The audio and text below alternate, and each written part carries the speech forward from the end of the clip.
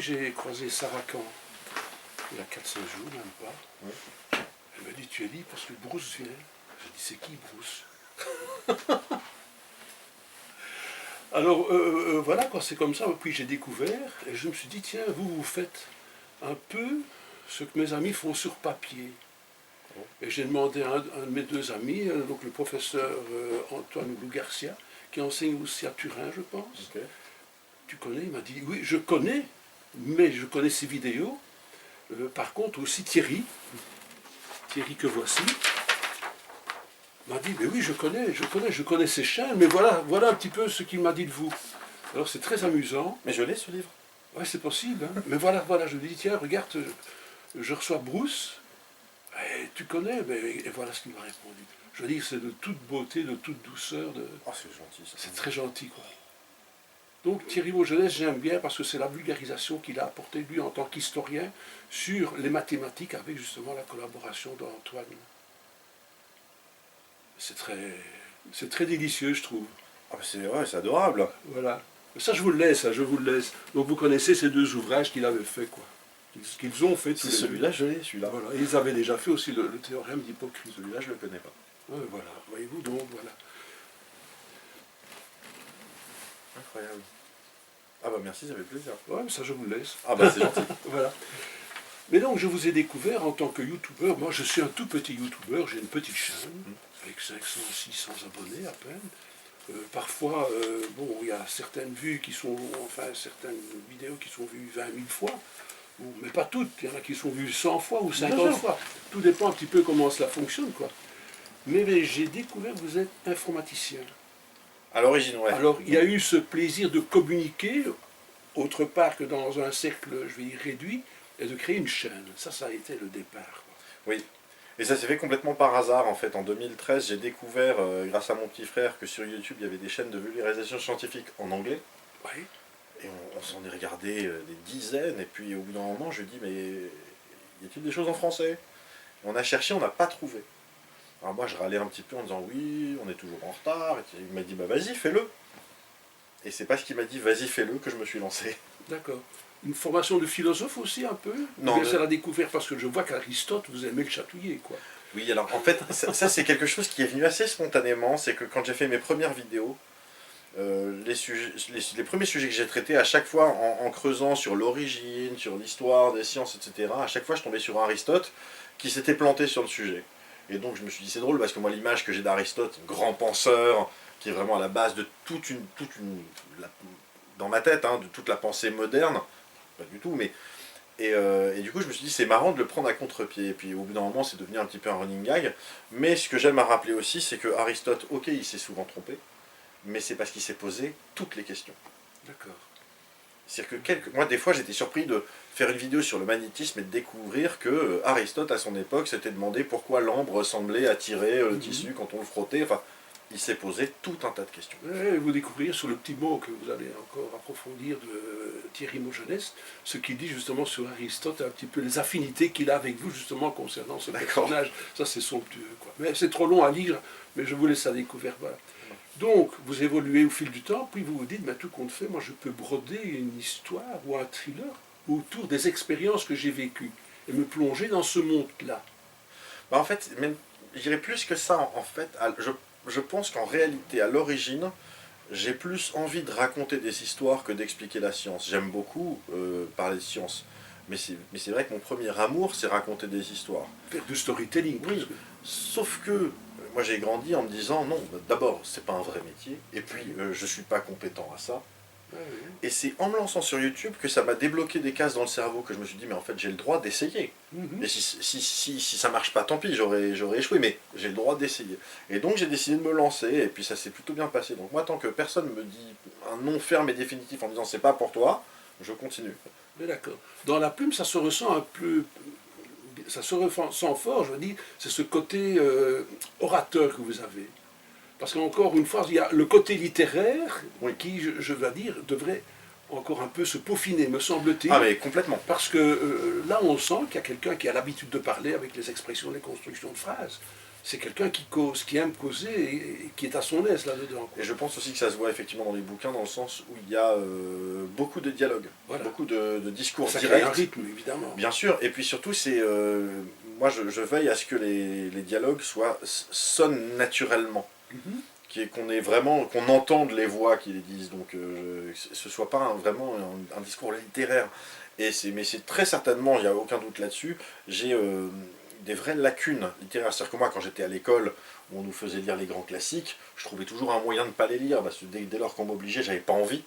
Donc je me suis mis tardivement en fait à la lecture des classiques. Et voilà, donc ça ressent, il y a un des personnages, je vais dire, c'est déjà une étudiante qui a des lettres, parce qu'elle cite Boris Vian, entre autres. Oui, mais il y a des choses comme ça, c'est comme, je suis tombé amoureux de Shakespeare il y a quelques années, donc j'essaye de mettre un peu de Shakespeare là où je peux, en toute modestie, hein, bien sûr. Mais par exemple, si on prend mon tout premier roman, donc l'Ultime Expérience, celui-là avait été vraiment... Marion, ça. Oui, il avait été vraiment conçu comme un scénario. D'accord. C'est vraiment un film écrit. Parce que je me doutais que justement, d'un point de vue littéraire, j'allais être vraiment très léger.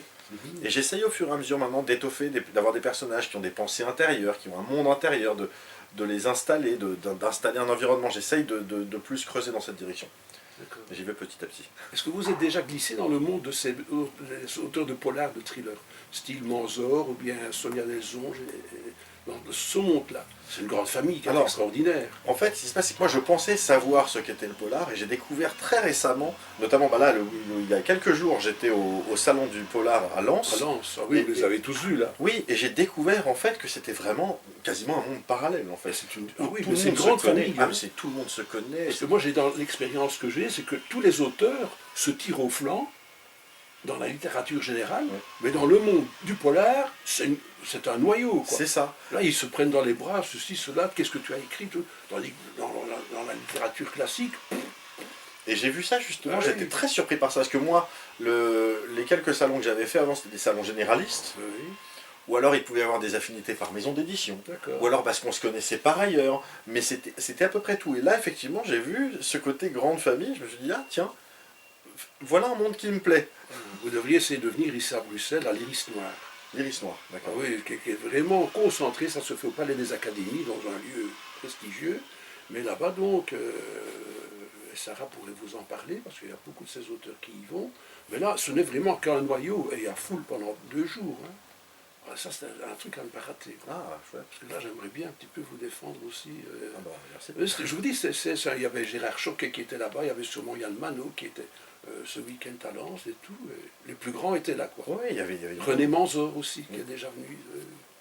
Non, moi c'est encore un monde que je découvre. Ah, d'accord. C'est une grande famille, c'est une belle famille, je trouve. Mais du coup, c'est bien, je suis reparti avec un sac plein de livres. Donc ça ne m'étonne pas. Alors du coup, avec tous les trajets que je me fais en ce moment, c'est un peu compliqué, parce que du coup, je me traîne des bouquins partout, et que les bouquins, c'est encombrant, tant mieux, hein, voilà.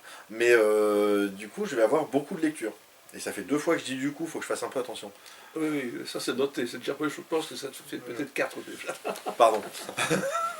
Alors, je ne peux pas m'imaginer qu'un gaillard comme vous disparaisse dans la nature. Par contre, votre héroïne, elle disparaît dans la nature, elle est youtubeuse aussi, elle a des followers tout plein. Ouais. Et puis après, aux grandes dames un peu de son attaché de presse, de son agent, voilà, on va commencer. Et là, c'est O'Malley, je pense, le policier, qui va, je vais dire, aller fouiner, et qui va se dire, mais qu'est-ce que c'est de ça pour un monde? Donc il découvre lui aussi un monde, et l'enquête commence comme ça. Comment est venue cette idée de Easy? Alors, ça faisait quelque temps que j'étais en train de dire que, bon, quand on écrit des romans policiers, je pense qu'on est tous à la recherche du crime parfait. Ou alors du crime qui va avoir une modalité un peu différente. Et moi, il y avait quelque chose qui m'intéressait beaucoup, c'était le crime un petit peu en huis clos, c'est-à-dire le mystère de la chambre jaune, le meurtre qui est fait dans une pièce fermée de l'intérieur alors qu'il n'y a personne. Et je me suis dit, je vais essayer de faire l'inverse. C'est-à-dire, je vais essayer d'avoir un personnage qui disparaît alors que normalement c'est une personne, donc une Instagrammeuse, 30 millions d'abonnés, normalement elle ne peut pas faire 4 pas dans la rue. J'avais dit. Oui. Et elle ne peut pas faire 4 pas dans la rue sans être reconnue. Ça se passe à Boston, où il y a une caméra de sécurité tous les 10 mètres depuis les attentats du marathon notamment. Il y a toutes les personnes aujourd'hui ont une caméra dans leur téléphone dans la poche. Et tout le monde se photographie. Et voilà. Et donc, comment est-ce qu'une personne peut disparaître? Comment c'est possible? Et c'était de là que partait l'idée. Et à partir de là, bien sûr, j'ai commencé à laisser mûrir l'histoire. Et je me suis dit, bon, cette personne-là, à son niveau de notoriété, elle a un agent. Donc son agent, lui, il est au courant de tous ses faits et gestes. Donc il doit être le premier surpris. Parce que si jamais il n'est pas surpris, c'est-à-dire que peut-être que c'était quelque chose d'organisé et tout. Et pour pouvoir permettre vraiment au lecteur d'entrer dans ce monde des réseaux sociaux, qui est différent, c'est-à-dire que même les gens qui connaissent les réseaux sociaux, je veux dire, les réseaux sociaux aujourd'hui sont différents d'il y a 5 ans. Notamment avec toutes les technologies qui ont avancé, c'est-à-dire que toutes les plateformes maintenant sont de plus en plus automatisées, elles commencent maintenant à intégrer de l'intelligence artificielle dans les traitements des données, ce qui déshumanise complètement le truc. Mais donc il y a Steve O'Malley qui arrive, qui lui, les réseaux sociaux, il sait que ça existe, mais c'est pas spécialement sa tasse de thé, et puis surtout, je veux dire, c'est un flic irlandais de Boston, flic de père en fils. Lui, ce qu'il souhaite, c'est que les rues soient sûres pour les enfants. Il veut s'occuper des cambriolages, des vols de voitures, du trafic de drogue. Et on est en période bientôt d'élection. Et en plus, on est en période d'élection du procureur qui lui a mis une pression en disant « Arrête vite quelqu'un que je puisse le faire condamner, peu importe qui c'est ».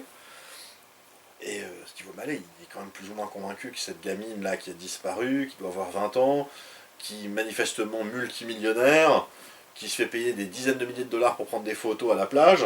Et qui ne négocie jamais ses contrats. Ouais, c'est ça. Et il se dit, elle a dû partir au Mexique faire la fête avec des copines, elle va revenir dans une semaine en faisant l'innocente. Oh, pardon, vous étiez inquiet, je savais pas. Tout ça pour faire un petit peu de buzz. Donc, il n'est pas passionné par cette affaire et ça l'emmerde, très clairement, de subir une telle pression du procureur. Donc, dans son collimateur, pour commencer, l'agent. L'agent m'a fait penser un peu, je ne sais pas si vous connaissez, à Dominique Bennehard. Ah, oui, l'agent. Voilà. Donc, parce que, étant tout jeune, Dominique Bennehard, lui, donc il habitait Deauville, je pense, et tout gamin, il voyait ce qui se passait, il voyait les grandes affiches avec les grandes vedettes qu'il voyait parfois à la télévision. Hein. Mais alors, ce qu'il était surpris, c'est de voir ces gens, parce que ses parents avaient un magasin d'alimentation, et voyait ces vedettes dans la boutique de la maman. Oui.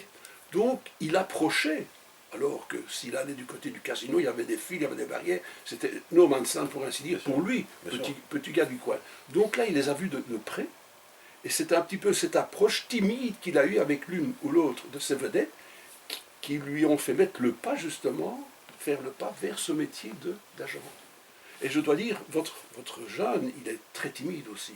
C'est un garçon qui est réservé, mais qui aimerait bien aussi percer, mais qui ne parvient pas. C'est-à-dire qu'il essaye de se convaincre qu'il est satisfait de ce qu'il a pu apporter à Izzy pour sa célébrité. Oui, mais déjà depuis l'âge de 15 ans, il essaye. Oui, c'est-à-dire que avant de rencontrer Izzy, il essaye. C'est son rêve, et il sait qu'il n'a pas réussi, il est passé à côté. Il ne sait pas s'il est passé à côté de près ou s'il n'avait aucune chance. Vous connaissez un gars réservé ou timide comme ça, ou bien?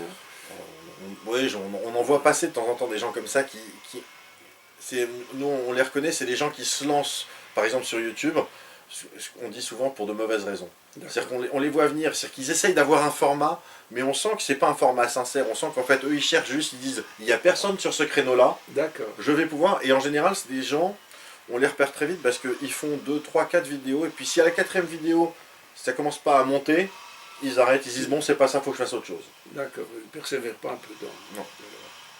Alors, disparition du personnage, mais quels sont les petits indices, parce qu'il y en a déjà dès le départ, très tôt. Vous pourriez nous distiller un petit peu une petite information qui se figure déjà dans les 30 premières pages. Alors, elle disparaît, elle est dans un grand hôtel, aucune trace. Une trace, oui, parce que ce qui se passe, qu'elle demande, à la demande donc, de l'agent, les caméras de sécurité sont éteintes quand elle arrive, parce qu'elle ne veut pas d'image volée d'elle, elle contrôle son image, enfin, elle ou lui, hein, en tout cas c'est toujours via lui. Donc elle contrôle son image, ce qui fait que on ne la voit pas arriver dans l'hôtel, on ne la voit pas monter dans sa chambre, et à un moment donné la question va même se poser de se dire mais est-ce qu'elle était vraiment venue dans l'hôtel là? Mais il y a des gens qui vont dire, c'était peut-être pas filmé, mais moi je l'ai vu. Je l'ai vu, j'ai échangé quelques mots avec elle, et voilà. Et un comportementaliste aussi qui cherche un petit peu à s'intégrer dans l'affaire. Ah oui, alors il y a un youtubeur mentaliste, effectivement, qui lui... mentaliste. Oui, mentaliste. Qui lui a déjà un petit succès sur YouTube en expliquant comment certains tours de magie sont effectués, ou en débunkant certains des médiums, des choses comme ça, et qui se dit, tiens, cette affaire est en train de prendre vraiment beaucoup d'ampleur. Je dois me glisser dedans. C'est l'occasion pour moi vraiment de franchir un cap. Et donc il décide d'aller également se rendre à Boston pour mener sa propre enquête. Et il va en plus interférer avec l'enquête de la police, bien évidemment. Avec par ailleurs, on n'en a pas beaucoup parlé, mais c'est évidemment, c'est presque en trame de fond, c'est que les réseaux sociaux vont s'exciter, vont commencer à y aller de leurs théories, de leurs enquêtes, de leurs fake news. Il va y avoir tout un tas de choses qui vont passablement gêner l'enquête. Bon, c'est un milieu que vous connaissez, Oui. par votre métier. Bon, j'ai vu quelques-unes de vos interventions, mais une qui ne s'est pas faite en public, c'est celle avec Jamy. Oui. Là, c'était somptueux, ça. Voilà un personnage de notre enfant, enfin de notre jeunesse un petit peu qui est là, vous allez chez lui, et c'est un petit peu cette complicité qu'il y a entre les deux, parce qu'il est admiratif de votre travail tout court. Mais moi j'étais le premier surpris, moi j'étais gêné quand il me disait j'aime beaucoup ce que tu fais, je dis mais non, c'est moi qui aime beaucoup ce que tu fais. Et en plus je veux dire, alors ça fait toujours facile de le dire devant une caméra, mais il est exactement comme on se l'imagine. C'est-à-dire que j'ai rarement rencontré quelqu'un d'aussi adorable en ayant la carrière qu'il a eue par ailleurs. Je veux dire, c'est souvent, c'est des gens, ils sont gentils, il n'y a aucune raison que les gens soient méchants, mais lui, il est vraiment fondamentalement adorable, quoi. Donc moi, c'est un plaisir de le rencontrer. Chez XO, c'est votre premier ouvrage? Oui. Alors, comment arrive-t-on chez XO? Alors, c'est un peu une longue histoire. En fait, ce qui se passe, c'est que moi, avant, j'étais chez Flammarion, j'avais fait 2 romans avec Flammarion, et humainement, ça s'est toujours très bien passé avec Flammarion. Les gens, vraiment, j'avais vraiment beaucoup apprécié bosser avec mon éditeur et mon éditrice là-bas. Ça se passait très bien. Mais on se disait qu'il y avait peut-être un souci de casting entre les livres que sortait Flammarion et ce que moi... Et que peut-être, du coup, que peut-être conséquemment, Voilà. que peut-être conséquemment, ils n'avaient peut-être pas les bons réseaux pour vendre, parce que... C'est-à-dire que on ne vend pas de la même manière le dernier bouquin de Christine Angot, qui à l'époque, donc quand j'ai quitté Flammarion, ça devait être Le Voyage dans l'Est, j'ai adoré ce bouquin, ou Welbeck, pareil, ça se vend pas comme un thriller sur le cyberharcèlement sur les réseaux sociaux. Et donc on s'est serré la main et on s'est dit au revoir.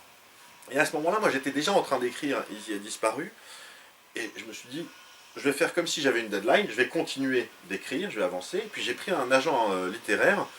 Je lui ai dit, parce que moi je ne connais pas de maison d'édition, je n'ai pas les contacts, est-ce que tu peux me trouver une maison d'édition qui soit adéquate? Il m'a dit très bien, il m'a fait une liste de tout ce qui existe de maisons d'édition, qui avait 250 noms, j'en connaissais 4. Il m'a dit, qu'est-ce qui te plairait? Je lui ai dit, écoute, de ce que moi je connais, sachant que moi j'ai vraiment juste le regard de type du grand public, donc je vais peut-être dire n'importe quoi. Je dis, moi il y a 2 maisons d'édition qui me plaisent sur le papier, il y a XO, et il y a Albin Michel. Et je dis avec peut-être une difficulté, c'est que Albin Michel, ok, c'est très prestigieux pour le thriller, pour tout ça, mais Albin Michel, ils en ont déjà plein des auteurs comme ça. Et puis ils sortent beaucoup de livres. Et peut-être il y aurait un risque à ce que je sois un auteur parmi tant d'autres, et puis qu'ils ne puissent pas s'occuper de moi ni rien. Je dis, mais d'un autre côté, XO, ils sortent 25 bouquins par an, ils doivent être quand même très sélectifs. Je me doute que même si on leur envoie, même très gentiment, même si on est très gentil, on leur envoie un manuscrit et tout. Mais comme me disait Mireille Calmel, qui est venue ici aussi dans le fauteuil, c'est une grande famille. Hein. Ah oui, c'est une grande famille, quoi. Et en fait, donc on a envoyé le manuscrit à XO, et puis ils ont dit, ah bah on aimerait bien rencontrer Bruce, avec plaisir. D'accord. J'étais le premier surpris, et du coup... Alors, vous donnez un manuscrit. Est-ce qu'ils ont beaucoup élagué? Est-ce qu'ils vous ont demandé de retravailler certaines choses? Alors, comment ça s'est passé? Élagué, on n'a pas élagué, en revanche, on a beaucoup travaillé. C'est-à-dire que... Moi, c'est ce que j'ai été clair avec mon éditrice Camille chez XO, comme j'étais avec mes éditeurs précédents, je leur ai dit, je suis pas un auteur classique. Je veux dire, moi, c'est votre métier, si vous me dites, ça va pas, mais que vous m'expliquez en même temps pourquoi, on en discute, et puis Et alors, je crois que j'ai jamais autant travaillé sur l'édition d'un livre. C'est-à-dire qu'on était arrivé à un stade où j'étais à 2 doigts de plus supporter le livre. Ce qui en général est le bon curseur, je pense. Oui, d'accord. Mais oui, donc on l'a beaucoup retravaillé. Alors, quand je dis on, c'est à chaque fois c'est moi qui ai retravaillé les choses, mais bien sûr avec l'éditrice qui me disait, là il y a cette chose-là, je la trouve pas équilibrée. Ce truc-là, je sais pas d'où ça sort, pourquoi c'est là, peut-être le mettre plus tard, parce que ça aurait plus de sens quand il se passe tel événement. Et à chaque fois, oui, ou alors non, des fois j'étais pas d'accord, des fois je dis non. Et puis voilà, et au bout d'un moment, mais c'est-à-dire que ça s'est fait, le bouquin est sorti 22 février, on y était encore tout début janvier, on a fini tout début janvier. D'accord. C'est vrai que moi j'ai trouvé que par endroit, mais c'est pas une généralité, il y a parfois certaines longueurs où vous développez quelque chose, mais je me dis tout compte fait, il n'a pas besoin de développer, on le croit dans ce qu'il dit. Ouais. Vous comprenez? Oui, Alors, bien sûr. si on vous croit, ben, pas besoin de l'expliquer, parce qu'on croit ce que vous dites, quoi. Mais ça, c'est un côté dans l'écriture, hein, que je trouve parfois, tiens, on pourrait élaguer un petit peu, mais ça c'est un point de vue, évidemment. Mais ça c'est également un réflexe que j'ai moi à cause de YouTube, parce que ce que je Je vais fais, expliquer. et ce que je fais dans mes vidéos YouTube surtout, c'est que j'explique, mais surtout je digresse. Voilà. C'est-à-dire, j'hésite pas à partir d'un point A de passer par des parenthèses, des parenthèses, des parenthèses, des Oui, parenthèses, ça, pour finalement, on peut l'entendre souvent. pour finalement reboucler et écrire un roman, c'est pas ça. Ah oui, Donc il faut que j'affine. je pense que votre attaché de presse en France aura eu le plaisir d'envoyer votre ouvrage aussi à un ami qui fait beaucoup d'interviews aussi, c'est Guillaume Sautet. Guillaume Sautet, il est de Besançon, il travaille pour l'une ou l'autre radio locale là-bas, et je dois dire régulièrement, il fait la promotion des éditions XO. Je pense que vous entendrez sûrement parler de lui un de ces jours. Guillaume Sautet. J'aimerais bien en plus repasser par Besançon, parce que moi j'ai toute une branche de ma famille qui est originaire de Besançon. Ah d'accord, d'accord. Alors, sur le grill, il y a déjà quelque chose qui grésille de nouvelle écriture qui est en cours, Oui, qui était là, qui se travaille, qui... Alors en fait, moi, la façon dont je travaille, c'est que je commence d'abord par me fixer sur une idée. Ensuite, cette idée, je l'écris pour pas l'oublier. Puis je la laisse mûrir quelques semaines. Et après, je commence à essayer d'élaborer une histoire. Là, j'en suis au stade où j'ai plusieurs idées. Je suis pas encore fixé. Mais en ce moment, je suis vraiment dans une phase de tournage de plein d'épisodes de ma chaîne YouTube. D'accord. Pour justement avoir des mois d'avance Mhm. qui vont me permettre d'avoir des mois de vidéos en ligne prêtes. Et me concentrer sur le prochain roman. Mais oui, j'ai déjà quelques idées. Ouais. En Europe, aux États-Unis, c'est pas encore. Ce sera, vraisemblablement, ce sera de nouveau en France comme les deux premiers romans, peut-être pas que en France, mais là, c'était sur Easy a disparu, j'avais vraiment envie que ce soit aux États-Unis parce qu'il fallait d'abord que ce soit une Instagrammeuse mondialement connue, et la plateforme Instagram favorise, comme les plateformes YouTube, enfin, il favorise les Américains au niveau international. Et puis j'avais besoin aussi qu'il y ait un cirque à la fois médiatique, les Américains ils savent faire, et surtout politique, avec un procureur qui est réélu. Un procureur en France, il n'est pas élu, il a la pression médiatique, éventuellement ça peut le travailler un peu, mais il n'a pas besoin de ça pour sa carrière, Oui, d'accord. en théorie. Comme en Suisse non plus. Ils sont pas... Tiens, en parlant de Suisse, le procureur, Feuz, Nicolas Feuz, là aussi c'est un gaillard qui a un beau réseau aussi, qui écrit dans le polar, il est édité maintenant par la maison d'édition de Joël Dicker. Oh. Ça vous dit rien? Non. Voilà, mais je vous dis, le monde du polar, le monde... Oui. Moi, pour l'instant, j'ai entrouvert la porte et je me dis, voilà. oh, ça a l'air bien là-dedans. C'est C'est tout ce que j'ai fait pour l'instant. Je pense que vous allez bien vous amuser. Ah bah j'espère. Je vous souhaite beaucoup de succès pour l'ouvrage. Merci. On n'en a pas trop dévoilé, parce qu'encore une fois, il y a des choses qui sont à rebondissement. Bien sûr. Et c'est tout un plaisir, évidemment, de l'avoir découvert. Bah merci. Vous, c'est bien gentil d'être venu. Et merci de m'avoir reçu chez vous. Hein. Et bonne promotion. Hein. Merci. Voilà.